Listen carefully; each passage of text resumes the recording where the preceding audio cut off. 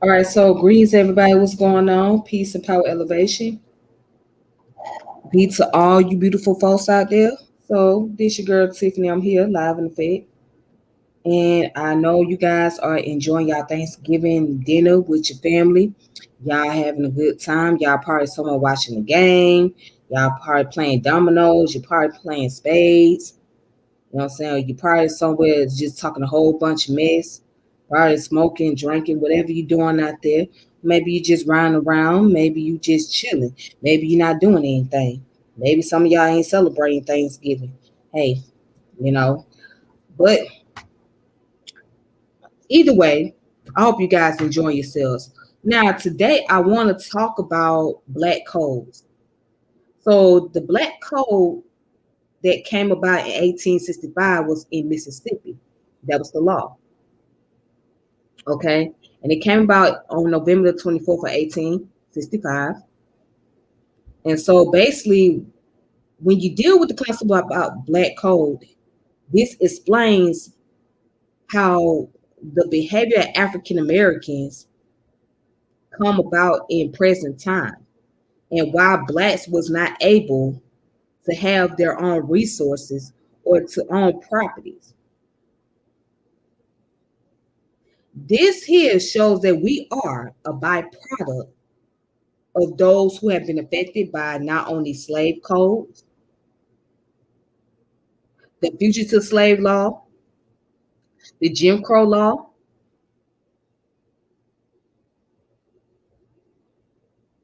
the pre-civil rights, the pre-voting era, and also the black codes.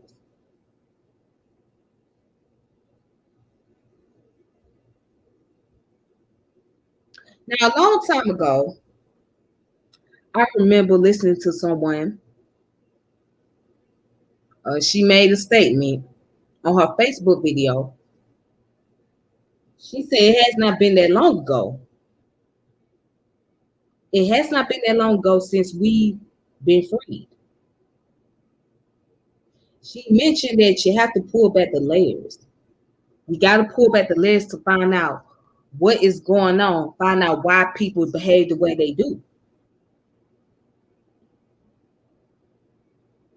And she makes a decent argument. She make a very, very, very decent argument. It doesn't go away.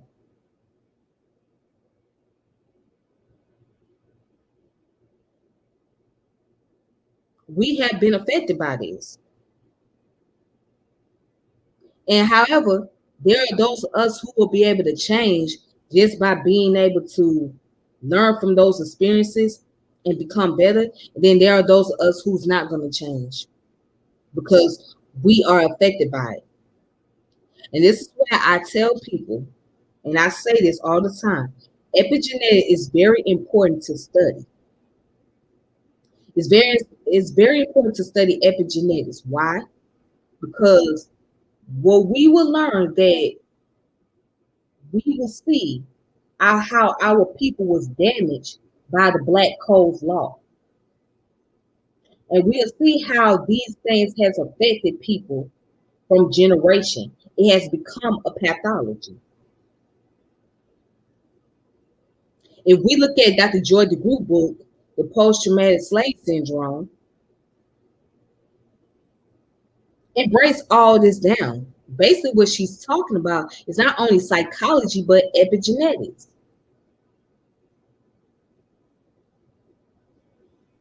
So what I want to do is I want to get into what the Black Code is, and I want to thank everybody who has been supporting my channel, watching my channel, subscribing to the channel, etc.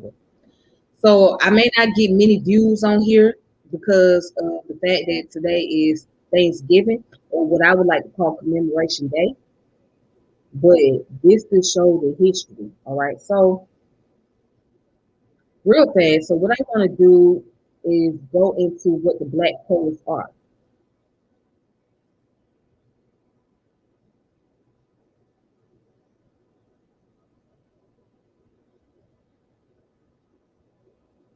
So now, as we walk through Wiki,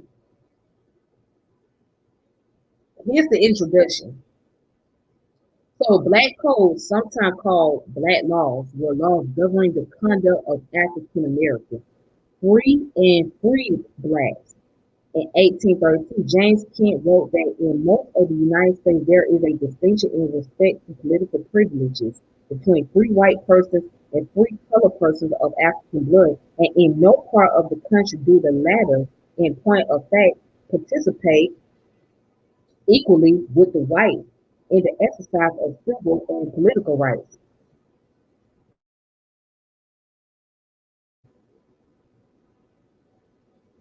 All right. So it says, although black codes existed before the Civil War and many northern states had them, it was the southern United States that codified such laws and everyday practices. The best known of them were passed in 1865 and 1866 by southern states after American Civil War. So in order to assure African Americans freedom and to compel them to work for low or no wages.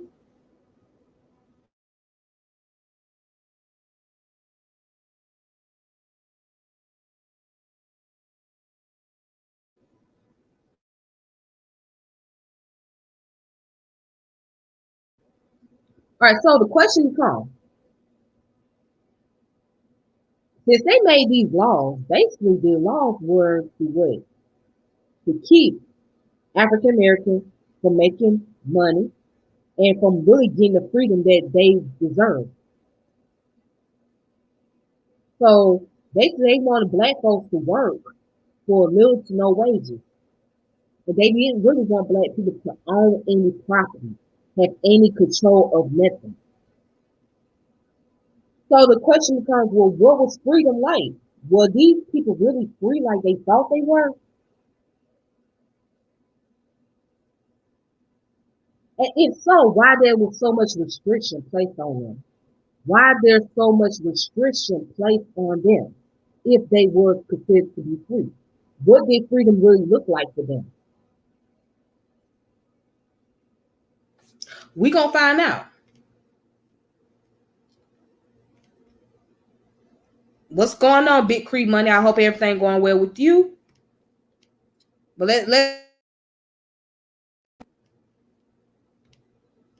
check this out.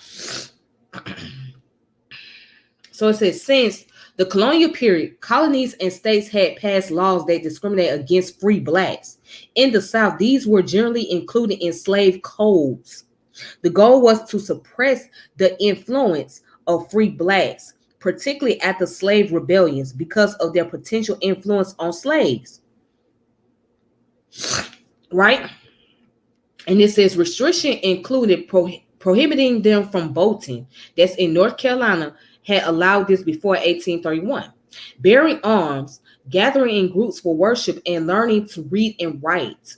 The purpose of these laws was to preserve slavery in slave society. What was it again? The purpose of the laws was to what? To preserve slavery in slave society. So whether they were free or not, they wanted to preserve slavery in those society.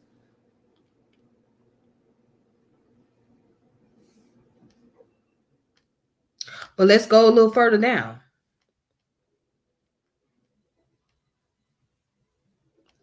Let's go further down. So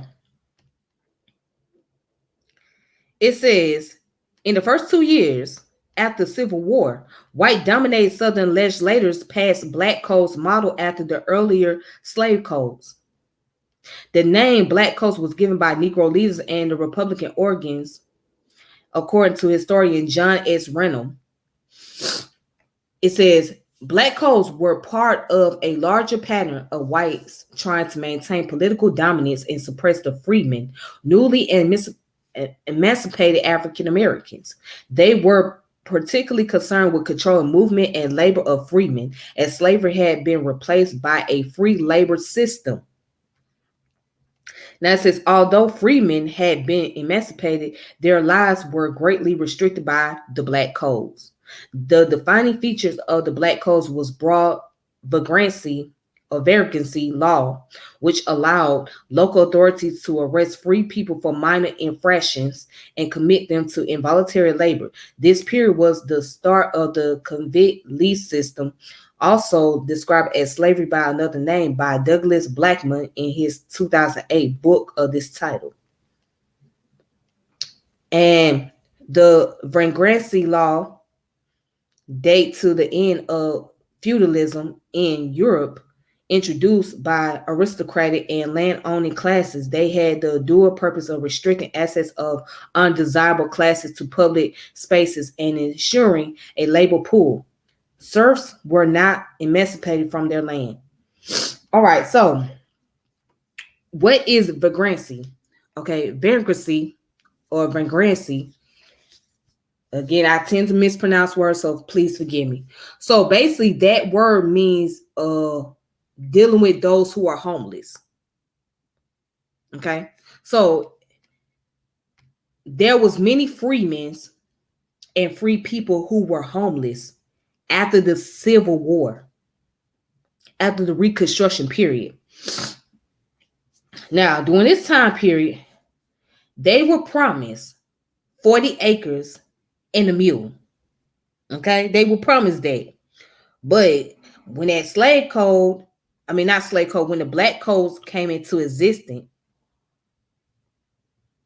all that was thrown out the window. So many of the freemen or those who became free, they became homeless. And their only means of survival was to do what? To beg. And in the southern states at that time was very difficult because it was full of white dominance. They put out the law say, hey, you know, we're not going to sit here. We're not going to let these folks just come over here and just do what they want. We're going to have to control the homeless people out here. So if they get caught doing little shit like begging for money or get caught doing whatever, doing any other little petty stuff, they going to have to work. And they may not get no money, or they may get little money. And if they do get a little bit, they going to get the little chump change that we give them. That's all they going to have to deal with. And that was the attitude of the white dominant society about those who were homeless. They didn't value homeless people like that. And to this day, we see the attitude where homeless people are often being mistreated, are often looked at as second class, are looking at as the people, the lowest of society. And see, when you don't give people much resources, what do? They end up getting involved in criminal activity. This goes back to what Aristotle was saying. Poverty is the mother of crime and revolution. So when people living in extreme poverty, their last result and final result will be to commit a crime. They're pushed on the edge. So you can't expect for people who are under these conditions to be very civilized and to be well mannered when they are in desperate need of resources, especially basic resources such as food and clothes and shelter. They are in desperate need. So what else do you expect for people to do when they under that circumstances, when they under crisis? What do you expect? They're going to turn to the life of crime because it's all about survival.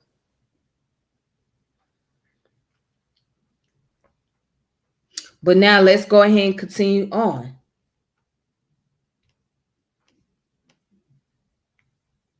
All right, let's continue. All right, so now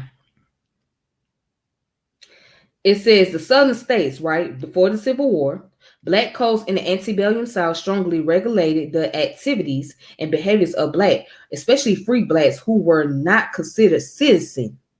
Chattel slaves basically lived under the complete control of their owners, so there was little need for extensive legislation.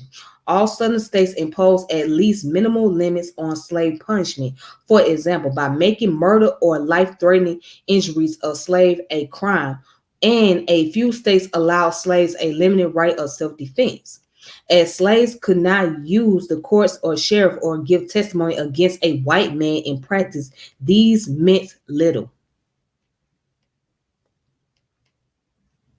And it says in North Carolina restricted slaves from leaving their plantation. If a male slave wished to court a female slave on another property, he needed a pass in order to pursue this relationship. Without one, he risked severe punishment at the hands of the patrollers.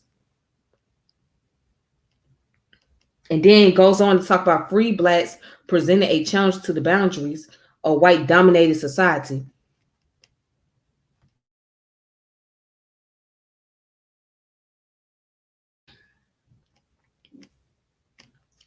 Anyway, it says free blacks presented a challenge to the boundaries of white dominated society in many southern states, particularly at the Nat Turner's insurrection of 1831. They were denied the rights of citizens to assemble in groups, bear arms, learn to read and write, exercise free speech, or testify against white people in court. And then it says after 1810, states made manumission of slaves more difficult to obtain. In some states, requiring an act of the legislature for each case of manumission. This sharply reduced the incidence of planters freeing slaves.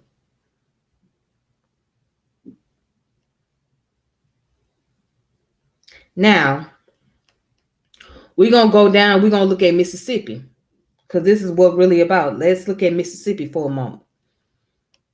So Mississippi was the first state to pass black codes. Its law served as a model for those passed by other states, beginning with South Carolina, Alabama, Louisiana in 1865, and continuing with Florida, Virginia, Georgia, North Carolina, Texas, Tennessee, and Arkansas at the beginning of 1866. Intense northern reaction against the Mississippi and South Carolina laws led some of the states that subsequently passed laws to exercise overt racial discrimination, but their laws on vagrancy, apprenticeship, and other topics were crafted to affect a similarly racist regime. Even states that carefully eliminated most of the overt discrimination in their black codes retained laws authorizing harsher sentences for black people. Now, do you get it? Now, do you see why we still talk about racism?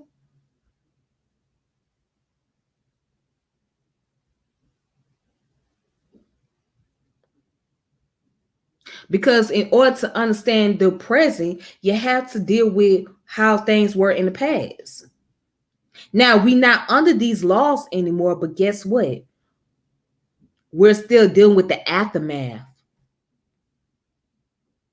These are the aftermath. So when you hear people talk about racism, they're not just saying it for no reason. They're not just saying it just because it sounds good. It actually does exist.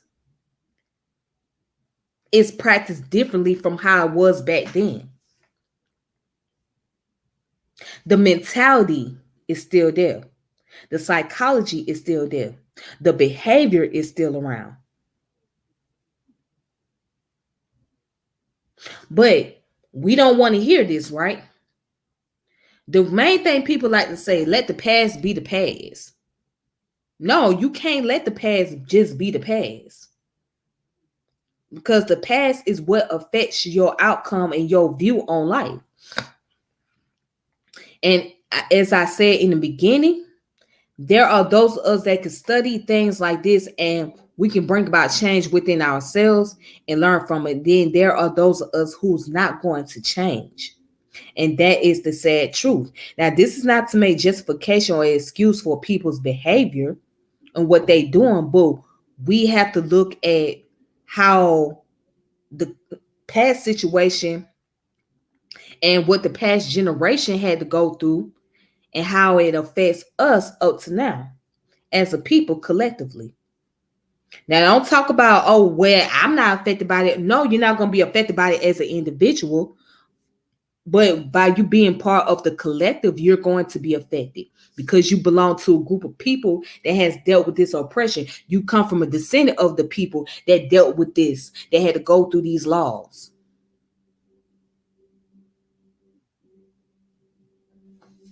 All right. But let's go ahead and continue. Let's continue.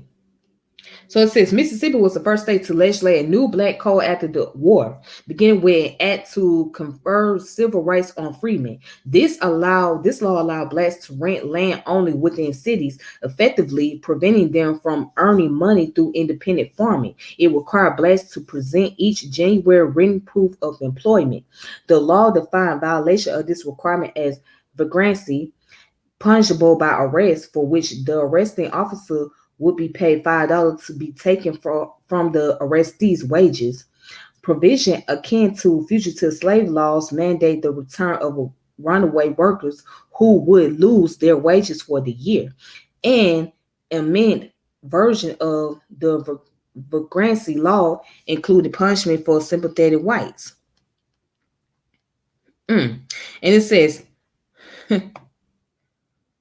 to all freemen, free Negroes, and mulattoes in this state over the age of 18 years found on the second Monday in January 1866 or thereafter without lawful employment or business, or found unlawfully assembling themselves together either in the day or nighttime, and all white persons so assembling themselves with freemen, free Negroes, or mulatto, or usually associated with freemen, free Negroes or mulattoes on terms of equality, or living in adultery or fornication with a free woman, free Negro or mulatto shall be deemed vagrants, and on conviction thereof shall be fined in a sum not exceeding, in the case of a freeman, free Negroes or mulatto, $50, and a white man $200, and imprisoned at the discretion of the court the free Negro not exceeding 10 days, and the white man not exceeding 6 months. So even then, white folks cannot associate themselves with the free Negroes, the freemen, or the mulattoes. They cannot, if they was caught associating with these people, they were going to be punished by law.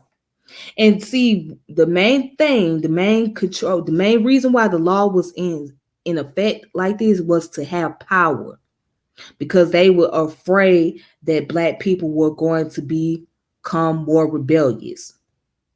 Because during slavery time, you had the slave uprising. You had black folks that was rebelling off the plantation. You had black people that was running away. They diagnosed them with drapetomia. So drapetomia is supposed to mean that it's a disease that if a black person or a slave run away from the plantation, that they have a problem and they must be diagnosed with that. Right? But this is how they wanted to bring about control. That's their way of saying, look, we going to keep a close eye on these niggas. We don't trust these niggas. We think these niggas is up to something. They up to some type of shit. When they gather together, when they want to learn how to read and write, when they want to try to own this and that, they up to something. They trying to outdo us, and we cannot allow that because we are a dominant race. We are a pure people. This is the attitude that white folks have. This was the attitude they have. We are dominant, not them. And they was using scientific racism as saying that the white race was more superior, whereas the black race was more inferior to them. Y'all are inferior to us. Y'all can never be us. And we're not going to allow y'all to take over. So no, we're going to keep a close tab on every move that y'all make.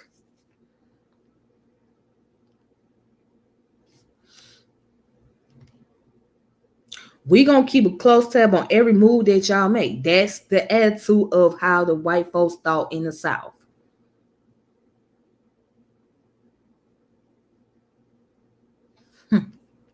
But let's go on to the next thing, right?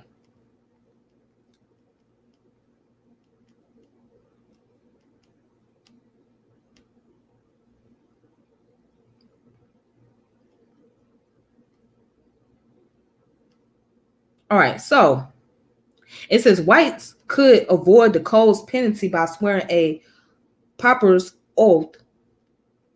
In the cases of blacks, however, the duty of the sheriff of the proper county to hire out said freeman, free Negro, or mulatto to any person who will, for the shortest period of service, pay, say, fine, or forfeiture in all costs.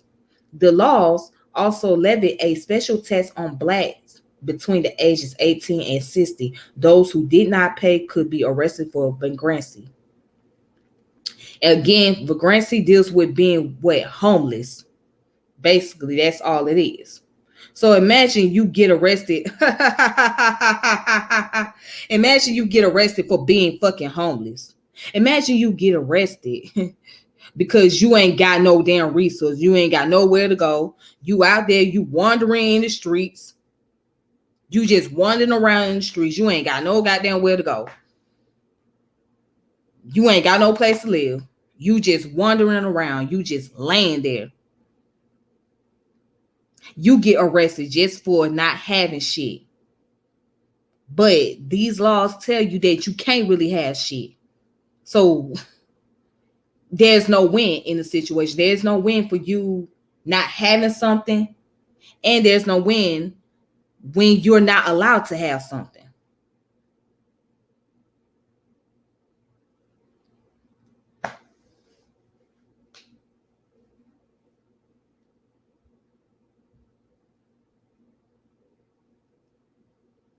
Let me see.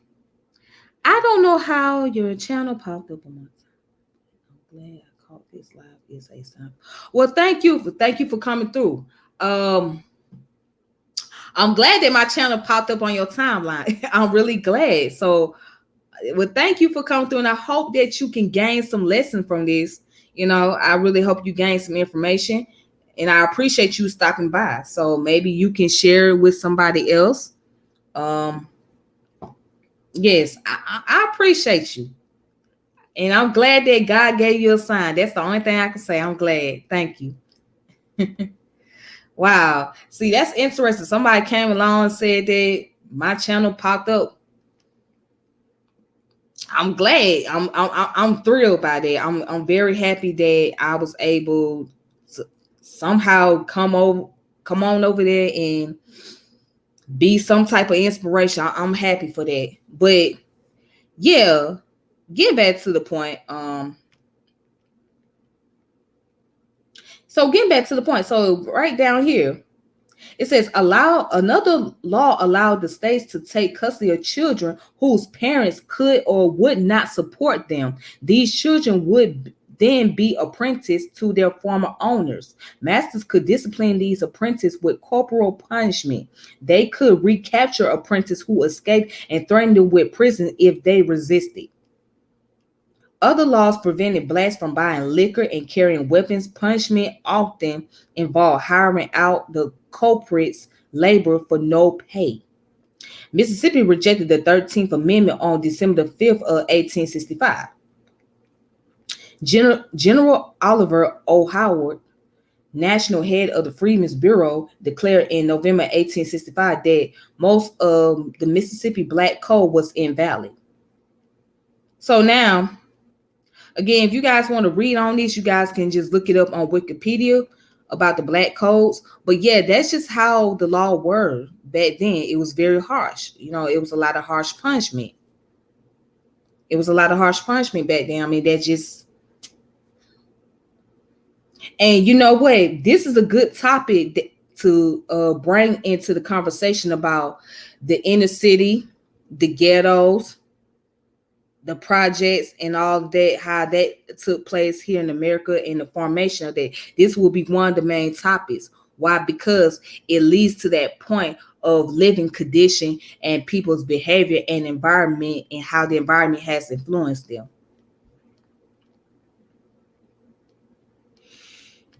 Mm-hmm.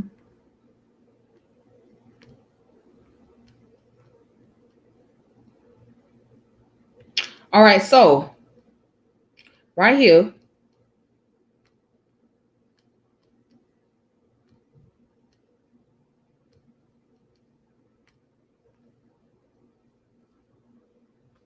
Right here, it says the American Yop Reader, right? Mississippi Black Code 1865.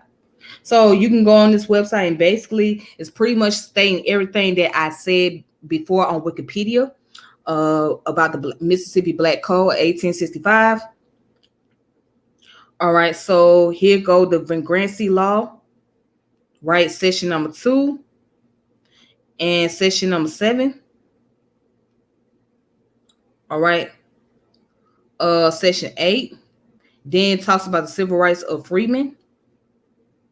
When you go down to section 1, it says, be enacted by the legislature of the state of Mississippi that all freemen, free Negroes, and mulatto may sue and be sued and plead and be pleaded in all courts of law and equity of this state, and may acquire personal property and chooses an action by descent or purchase, and may dispose of the same in the same manner and to the same extent that white persons may, provided that the provision of this section shall not be constructed to allow any freeman, free Negroes, or mulatto to rent or lease any lands or tenements except in incorporated towns or cities, in which places the corporate authority shall control the same.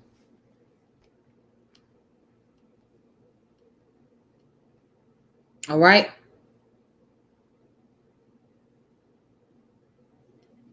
So again, you can check out this website. It's called the American Yop Reader, Mississippi Black Code 1865. You can look it up in your own time if you choose to do so.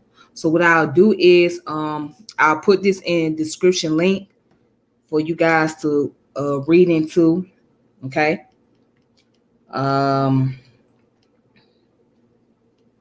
Also, let's go into the book. Now, here's the book about the Black Code. It's called The Black Codes of the South. And it's pretty much going into everything that I pretty much read from Wikipedia. So I don't really necessarily have to repeat all of it, but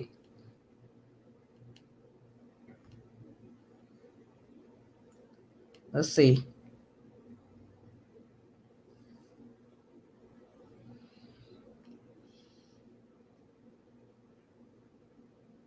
All right, so you can go on archive.org and Lord have mercy.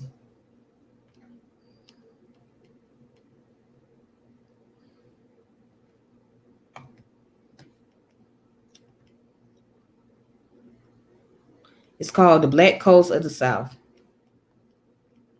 by Theodore Bantner Wilson. So this book came out in 1965.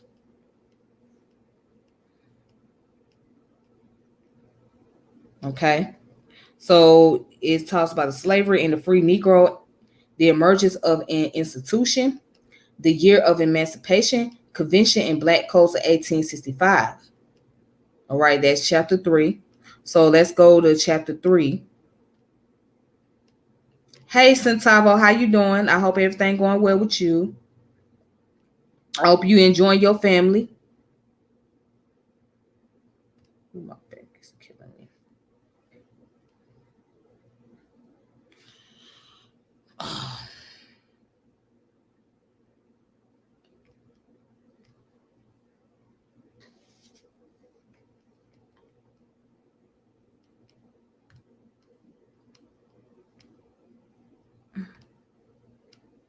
All right, so shout out to the chat. Thanks to everybody that's coming in, watching, tuning in. All right, so it says Convention and Black Codes of 1865, right? Now,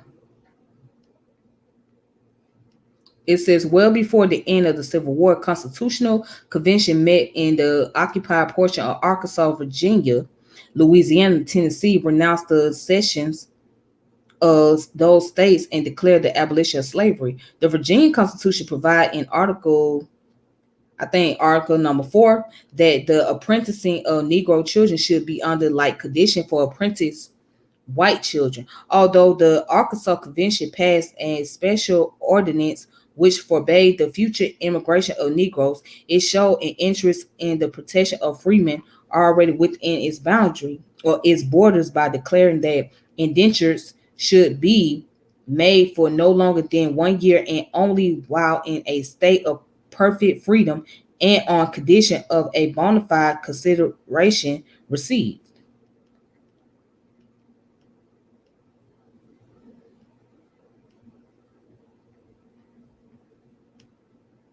And it says,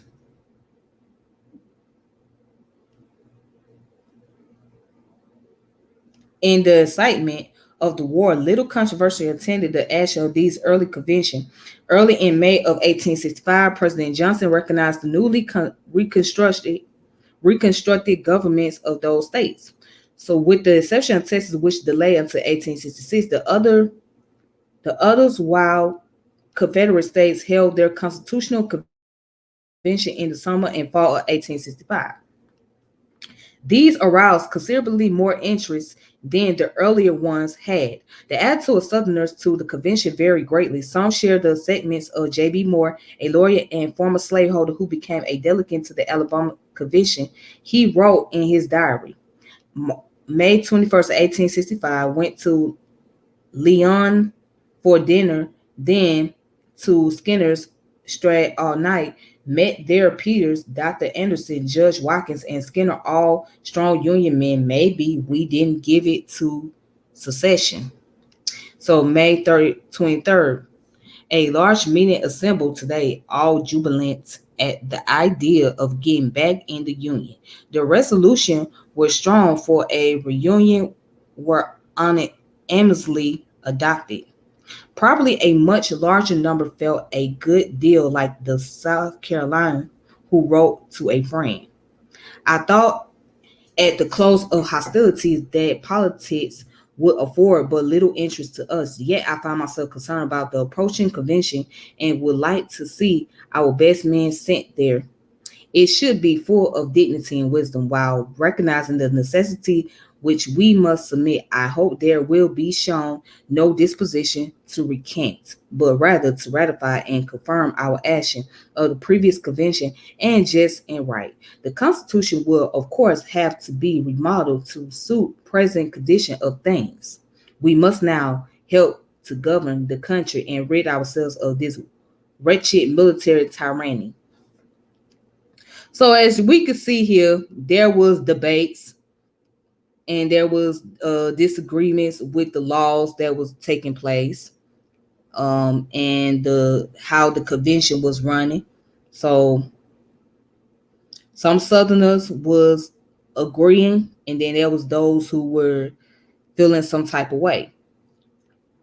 It says in between were the moderates who went to the convention with little joy but reconciled to making the revisions prerequisite to regaining control of their own governments.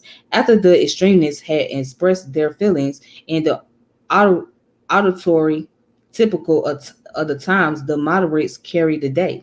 Most of these conventions did little more than amend their constitution and require respects, repealing or declaring null and void the ordinance of secession, recognizing the abolition of slavery, and repudiating the debts incurred in the prosecution of the Civil War.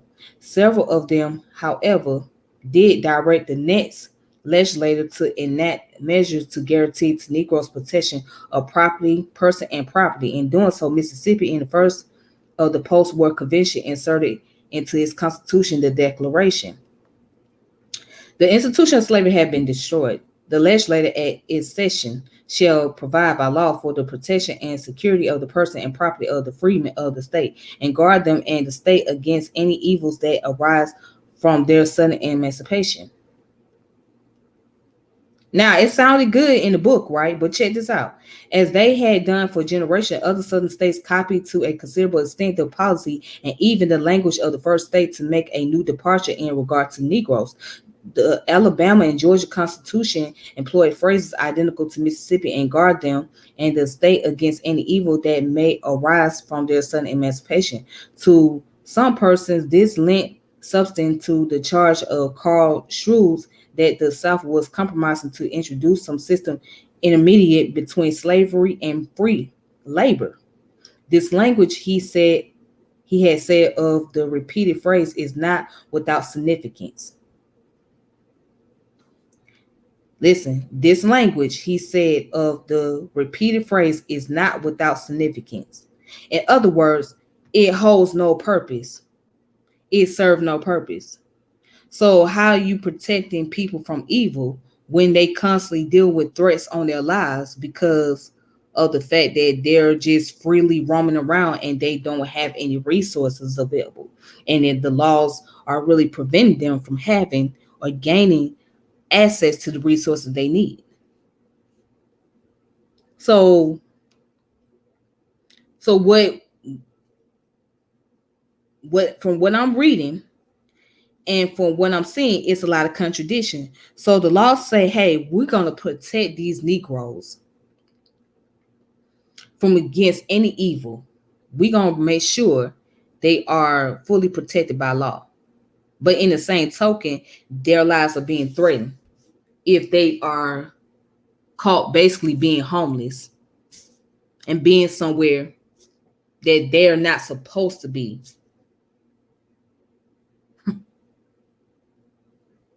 So basically, it's playing with the intelligence, playing with the mind and the emotion of a black person who just earned their freedom and trying to find something stable for themselves. So now it's playing with the intelligence. So at this point, if you just imagine that time period as a black individual, you scared to move around. You'll be scared to even try to do something.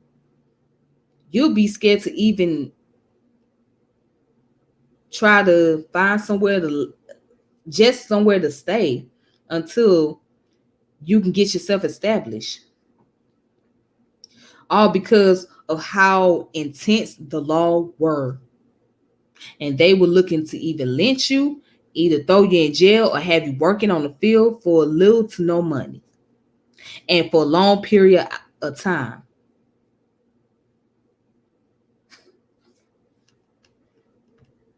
But anyways, but that's all I have. So I'm not gonna go any further into this book.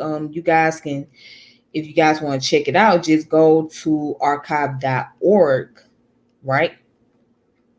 Um, it's called Black Coast of the South. Okay. Now you guys can check this book out for yourself. You go on archive.org and look up more information about it. Okay. And this was written in 1965 by Theodore Brantner Wilson. Theodore Brantner Wilson, 1965. Okay. Let me stop sharing my screen. All right. So let me go ahead and read into the comment section. So the masses is the republic. The system is the real public. They protect themselves.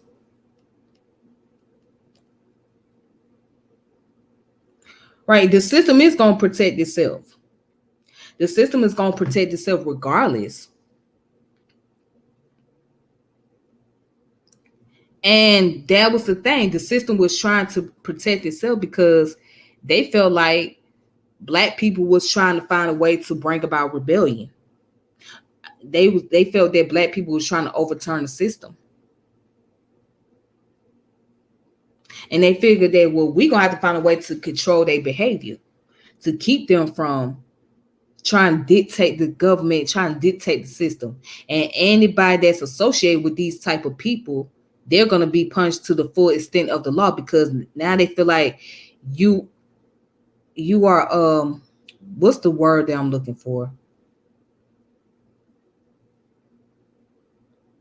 You are coincide, or not coincide, you are coexisting with them. Yeah.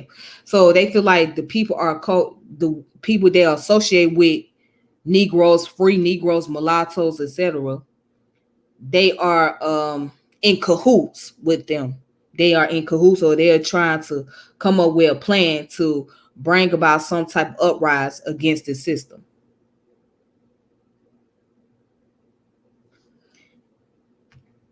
And again, one day I'm going to revisit this topic, because this is where we have to get to the conversation about how we end up in the place called the ghetto, the hoods, the projects, and all of that, and how we deal with the whole gentrification, the redlining, and things like that. I mean, because this is where it's going to boil down to. Once you study about the black codes, now you got to bring it down to the much modern period.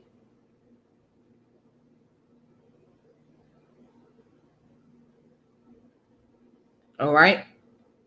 This is where you got the study of how places like Tulsa, Oklahoma, Black Wall Street. This is where you got to look at those former black towns was taken over by the Caucasian people, and how the black male was looked at as a rapist, or if he was accused of rape, that means that that's punishment for everybody. Then we got to look at all the lynching. Then we got to look at how black people could not go into certain areas, and they had to follow the sundown laws. Then we got to look at how black people had to walk across the street when they seen a white person, or especially a white child. If they seen a white child, they would have to walk across the street and let that child come through.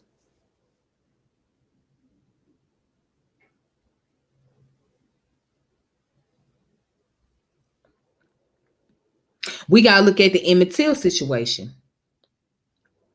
which happened in Mississippi. Now, here's the thing. Emmett Till was a kid from Chicago. He didn't know nothing about the laws in Mississippi. But I'm saying this to say that this is what it boils down to.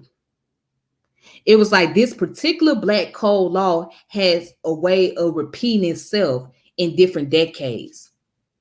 Y'all not following along what I'm saying, right? These black code laws, right, had a way to repeat itself in different decades. When we look at Forsyth County, right, and what happened over there in Forsyth County, black people could not stay in Forsyth County between 1915 to what? 1980 something?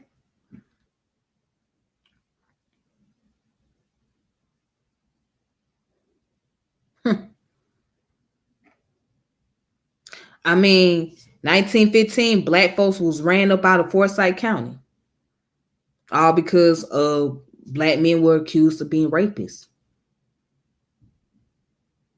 And then when black folks tried to go back in to move to Forsyth County, what happened? The doggone neo-Nazi tried to run them up out of there again. If you guys look at Oprah Winfrey show, when she came to that's when that was one of her first episodes, right? When the Oprah Winfrey show came on, and she came to Georgia, the Forsyth County. But again, the laws repeat itself over and over and over again. So when people talk about the black codes, right? When I have heard this from some of the Moors, I have heard some of the Moors talk about the black codes, and they not really explain what the black code is. The black codes ain't what the Moors is talking about, right? Dealing with all this sovereignty stuff. No, that's not what the black codes is. The black codes was basically to bring about control of those free African Americans, right? Or the freemen. It was to keep them from having property. It was keeping them from being able to live where they want, or have any type of employment they want. And if they did have employment, they was going to only get a certain amount of money that they was that whoever they was working for was going to pay them. And it was basically telling them that many of them could not read, or they were not allowed to write. Many of them could not bear arms. Many of them could not even, and if they was caught being homeless somewhere, that was their punishment. See, this is what the real black codes is about. Not that stuff that you hear from the Moors. Because I have heard the Moors talk about something about the black codes. But it was not into this thing. They was not explaining it on this level. All right. So what I want to do is I'm gonna check and see if I have comments on my mobile device, because again, the comments won't show up on YouTube for whatever reason. I don't know why YouTube won't show the comments on my computer, but I will have to look it up on my cell phone.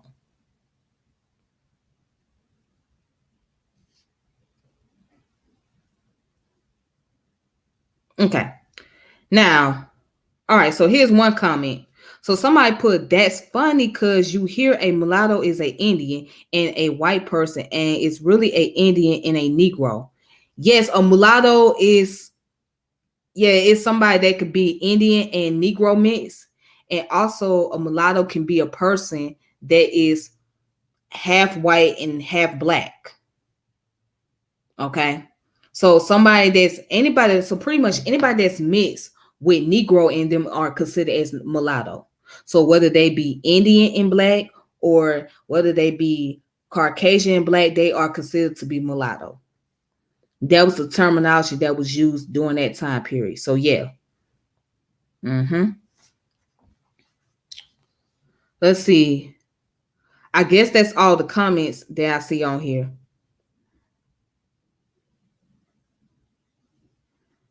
Yeah, I guess that's all the comments. All right.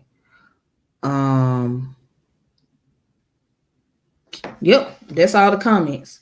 But anyways, I just want to thank you guys for tuning in, watching my channel. So I'm gonna let y'all get back to enjoying y'all family. If for those of you that are celebrating Thanksgiving, but if you don't want to celebrate this holiday, you guys can celebrate what's called Umoja Kamaru. Umoja Kamaru is like the alternative to Thanksgiving. All right, so it's a celebration for the African Americans to bring about commemoration of the African descendant people here in America. Basically it's a way of giving thanks to the blacks who have sacrificed their lives here and put in the work and etc. That's what it's really about. So it's coming up on the 27th of November. So I hope you guys are able to celebrate it, and I hope you guys get a chance to be able to gather. So most of the time when it is celebrated in like the Pan African churches, or at the black community events, things like that. Yeah, but getting back to what I was saying before,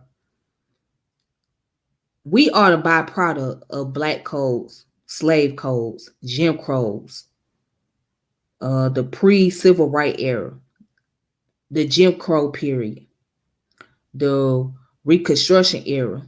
We are the byproducts of those people. The pre-voting right era, the post-voting right era. We are the byproducts of that. We're dealing with constant generation who has been dealing with discrimination for the longest in this country. And see, when people tell us that we should get over it, we should not even bring up the subject about race, we shouldn't even talk about this, we shouldn't deal with critical race theory, it's problematic. It's problematic because it's almost like saying, do not commemorate those ancestors. Do not recognize what your ancestors have gone through. Let it go. No, this is not something that we can't let go, and we can't give those people that type of power to tell us to let go of our history. It's our responsibility to study these things. Now, you may think that I'm not as articulating, and that's okay, and that's fine. I may not articulate myself very well. All right. But again, you guys can go look up the information for yourselves. All right. So my whole goal is to present this information so you guys can be able to take the time out, do your research, whatever, share it with people, or take notes on it, whatever you need to do. Let this be your stepping point. Let this be your point to where you can get to where you need to be. All right. But anyways, again, shout out to Big Cree Money, shout out to Centavo, shout out to Million Mills, and shout out to Surviving the Trap TV. Thank you for coming through. Um, again, I'm very ecstatic that you over here.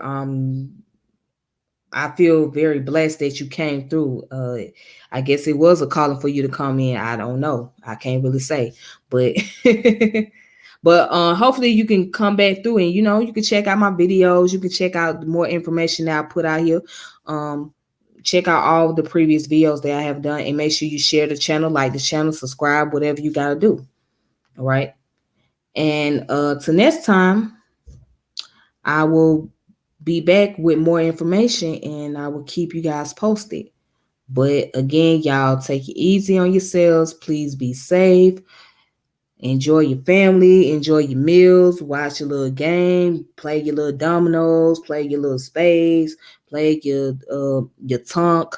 What I'm saying, go out there and play, what is it called, scramble, whatever. I think it's called scramble. I can't even remember the name of the game. Shit, scramble. Play Monopoly, whatever you want to play. You know what I'm saying? Enjoy yourselves, man, for real. you know and don't be on there talking about Thanksgiving is the this thing other. Don't spoil for your family. All right. I mean, even though we know what the origin of Thanksgiving is about, don't spoil for your family. You know what I'm saying? Just go and celebrate with them. Take your time, take a baby step. If y'all gonna have a conversation, talk a little bit about history. Take it one step at a time. You know what I'm saying? Don't spoil the whole entire mood for them, but take it one step at a time when you have a discussion dealing with the history behind Thanksgiving and all of that. All right. You know what I'm saying? But until then, just enjoy yourself. Just be safe and don't get too drunk. Don't get too stupid out there for those of you. All right. Don't be acting too crazy.